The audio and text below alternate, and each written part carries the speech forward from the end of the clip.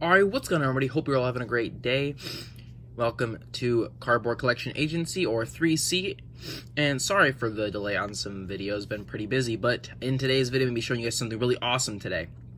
It is my War of the Spark pre-release pack. I got my deck in here, plus the remainder of my cards, and I wanted to sit here and go through my deck and go through the cards that I received, and just talk about the set as a whole. And there's a little bit of a, sorry for my sniffling, by the way, but there's a little bit of a, I'll talk about this mat right here, this new one here, after it's all said and done. So let's get right into this. Starters, I had an awesome time with this set. It's kind of mind-blowing, seriously, that you receive a Planeswalker in every single pack. But they come as uncommons, unless you, of course, get a rare or mythic one. But you always get an uncommon one as well, which is pretty insane. Not all this is my deck. Some of these are just sleeved Planeswalkers.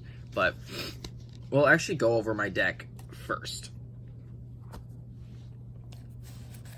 But some of these are just, let's see, let's get those guild globes out of there, set those to the side. But this, of course, was my promo. Jace, Wielder of Mysteries, sitting at about 12 bucks right now. He's pretty cool. Definitely a fun card, but I didn't use him, frankly, because, again, these are, some of these all here are, like, the sleeved. I did end up actually using that token, so that's why that's out. Well, a lot of these are just sleeved Planeswalkers. This is the actual deck itself, so I'll set that there. We'll go over these real quick first. But I got Jace, Wielder of Mysteries. I didn't use this card, primarily due to the fact that it's 3 blue, so not gonna lie, it'd be even a bit of a test to run it in a dual-colored deck, but definitely a mono blue would definitely be a huge thing with him, which is kind of what I'm interested in building a deck around with him. So let's see here. 3 blue, one of any color. If you would draw a card, this is the free ability. I believe it's free, well, this is a win condition, so this would be free all the time. But if you would draw a card while your library has no cards in it, you win the game. So if you're milled out, you win the game. His +1, target player puts the top 2 cards of their library into their graveyard and draw a card. So, I guess you could attempt to mill yourself out. There's a doubling ability, so you can mill yourself 4 cards at a time and be drawing a card at the same time. So, man, that I actually think that I don't know what it's called, doubling something, but you can copy any Planeswalker or creature, so you can copy him and mill yourself out really quick. And then the -8 is draw 7 cards. Then, if your library has no cards in it, you win the game. Pretty sweet. And we got Tamiyo here. I'm not going to read over all of them, but another Planeswalker. That was a rare. This one's worth like 50 cents, dude. Or like 75 cents, probably. I don't know. Nira. Because I have like 2 more of him than I got. Sorry, 2 more of her I got in packs. Narset. And Ashiok. Pretty cool. Actually, this one actually was used to completely destroy me because they used that doubling card with this, so they kept milling me for 8 cards per turn and then exiling my graveyard. That's actually a pretty sweet ability. Okay, now into the deck. I was doing a very odd combination. I was doing green, white, and black. So here, for the start of the deck, we have Sorin, Vengeful Bloodlord. I'm not going to read over these Planeswalkers. I'll just hold them here for a moment. And we have Arlen, Voice of the Pack. Pretty cool. Creates wolves. Creates wolf tokens. Pretty cool. I like that idea. And then you can buff them up. Get them some +1/+1s. Rising Populace. Vampire Opportunist. Not a good card, frankly, because its ability is decent, but it costs so much, and it's 2/1 for 2. Not great. Gideon's Sacrifice. There's obviously going to be some lands in here, but we'll skip over those. We'll back up a little bit here. Banehound. This card is dope, dude. 1/1 for 1 with lifelink and haste. So it's a great turn 1 card. I actually was playing this turn 1 quite a lot, and it was just a nice little... It's a nice little hitter right at the start, because you can usually get a good 2 damage right away before they can even play something.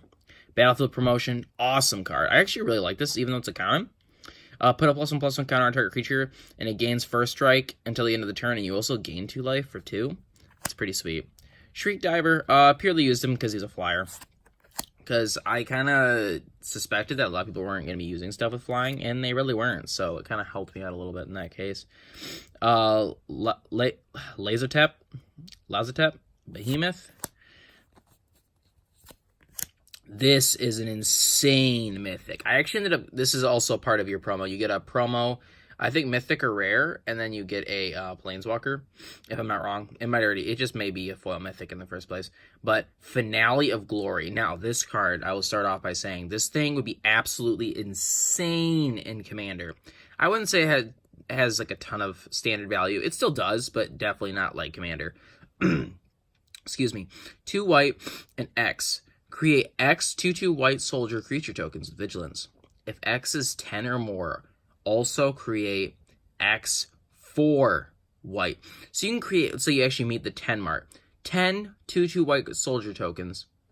And then also 10 4/4 angel creature tokens with flying and vigilance. That is freaking insane. That is absolutely nuts. At the minimum, I was creating like 6 or 7, you know. Oh, sorry, at the minimum I was creating like 3 or 4. You know, 3/4 2/2s is still awesome. But I actually pulled another foil mythic of this card. Foil of this card. It was insane. That card, and it's sitting at, I think, like $10 right now in foil. So it's going to be a little pricey to pick up some more. Another Shriek Diver. Another Battlefield Promotion. Another Banehound. Banehound, I honestly kind of want to pick up some foil versions and like put it in a deck, not going to lie. Here we have a Ward Scale Crocodile. Just a big hexproof crocodile. Duskmantle Operative. Can't be blocked by creatures with power 4 or greater. This is pretty nice late game, to be honest, when I had kind of nothing else to use. Steady Aim. I really didn't want to use this card, but I was kind of just like, whatever, screw it. Give something reach, give it a little bit more toughness. There's my second foil Finale of Glory. I was so excited to pull that. Massacre Girl. Now, this was something I didn't really expect too much from, but ended up being like an insane board wipe card. 2 black, 3 of any color. It has Menace. It's a 4/4. When Massacre Girl enters the battlefield, each other creature gets -1/-1 to the end of the turn. Whenever a creature dies this turn, each creature other than Massacre Girl gets -1/-1 to the end of the turn. So it like can keep stacking over and over again if it kills something from the -1/-1. So if it -1/-1 kills something, it goes -1/-1 again across all creatures. Kills something again, goes -1/-1 again. And it'll keep stacking and stacking, basically, till everything's destroyed. It's a nice board wipe card. Trusted Pegasus, really cool, 2/2 flyer. Gives another creature flying when it attacks. Aid the Fallen. I actually used this quite a few times to return target creature from my graveyard to my hand. I never really used it for Planeswalker cards, considering I like 2 in my deck, so, you know, cool card. Next, we have another Ward Scale Crocodile. Giant Growth, very old card, typical staple. Creature gets 3/3/3 till end of the turn. See, I'd use this on, like, when nobody had anything on turn 2, like Banehound, because then it's hitting for 4. Or I attach it to my flyers so I can get some really nice flyer damage. Loxodon Sergeant, 3/3 with Vigilance. Other creatures I control get Vigilance until the end of the turn, when it enters the battlefield. Let's see. We got Challenger Troll. Just a big 6/5. 7/6 Primordial Worm. Kaya's Ghost Form. Which I got this for the sake of the Planeswalkers I did have in there, or you can enchant a creature as well. And then you can return it to the battlefield once it dies. Another Giant Growth, and that is the last of the deck. Again, I did not really like splashing. I splashed for white, and I didn't really like that too much, but I don't really like splashing third colors or playing 3 colors in general. But I'm just going to run fairly quickly through the rest of these cards here, and then we'll move on to the end of the video here. We got Dovin's Veto. Living Twister. Despark. We'll go over the rares. Tyrant Scorn. Merfolk Skydiver. Feather the Redeemed. Pledge of Unity. Raging Crotch. Chandra's Triumph. Honor of the God Pharaoh. Raging Crotch again. Tybalt's Raider. Blind Blast. Demolish. Honor the God Pharaoh. Heart Fire. Chandra's Pyro Helix. Invading Manticore. 2 abilities. Oh my god. I hate when I do that, seriously. 2 abilities I've noticed throughout is one that's been around for a while, but I don't know if Amass is new, to be perfectly honest. Amass is new. I'm dumb. I just read it and I already could tell it was new. And then Proliferate. Tybalt's Rager were the 2 abilities that were really recognized that day. Naga Eternal. No Escape. Stealth Mission. Rescuer Sphinx. Timaeus. Epiphany. Really nice card, actually, for a common. Scry 4, then draw 2 cards. Naga Eternal. Thunder Drake. Sky Theater Strix.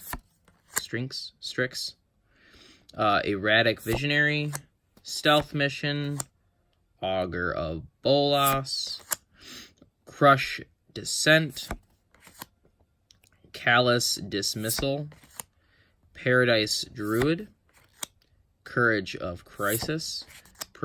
Another Proliferate card. Forced Landing. Storm the Citadel. Return to Nature. Topple the Statue. Single Combat. Right here. Each player chooses a creature or planeswalker they control, then sacrifices the rest. Players can't cast creatures or planeswalker spells until the end of the next turn. I had this in white. Really? I don't know why I didn't play that card. That was kind of dumb on my part. Charmed Stray. This really just makes me think of Adorable Kitten from Unstable. Defiant Strike. Law Ruin Enforcer. Defiant Strike again. Wanderer's Strike. Gideon's Sacrifice. Topple the Statue. And the Rising Populace. I should have put this in my deck. I don't know why. Rising Populace, and I didn't. Eternal Taskmaster. Lazotep Reaver. Unlikely Aid. Bond of Revival. And this should just be tokens. These are the... Actually, this is the cards that relate with the Amass. This is the 0/0 you create. And then whatever the... it gains power, so not always by the same thing. That's why I don't really want to say... Like, one of them I noticed was based on how many cards I had in hand, or how many cards I had in hand. It gets +1/+1. But I actually want to say something real quick about this playmat here. Okay, so I took 4th of the event, and... The way it worked was the winner got a free playmat, and they also gave a free playmat to a random player. So I got 3 packs, on top of the fact that I was also picked as the random player to also get the playmat. It's pretty sweet. You got some little cat spirits here, and they're, let me move this over real quick, praising their little doggy king here, which is pretty awesome. It's a part of the Star City Games creature collection. Pretty awesome. Absolutely love it. Gonna have to start using it to play more. Well, I hope you all enjoyed this video and dealt with my sneezing. Sneezing, not sneezing, sniffling. And I will see you all in the next video. Have a great day.